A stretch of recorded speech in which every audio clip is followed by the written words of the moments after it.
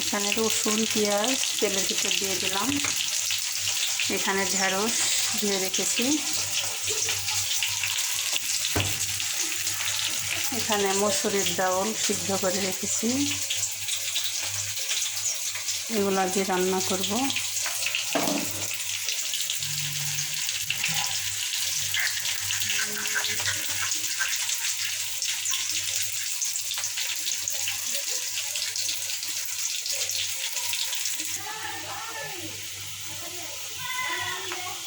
লবণ, হলুদ, ধনিয়া গুঁড়া, জিরা গুঁড়া সব দিয়ে দিলাম। এবার ঢেঁড়সটা দিয়ে দেব।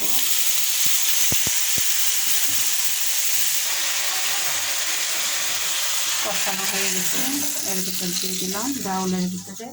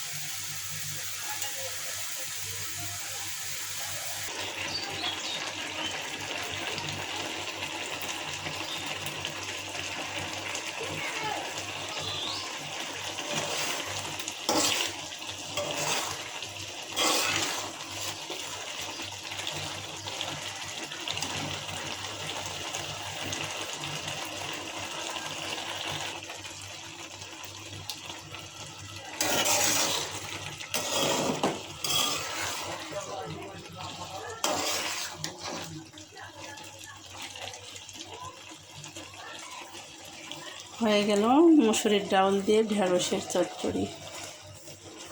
এই তরকারিটা অনেক খুব ভালো লাগে,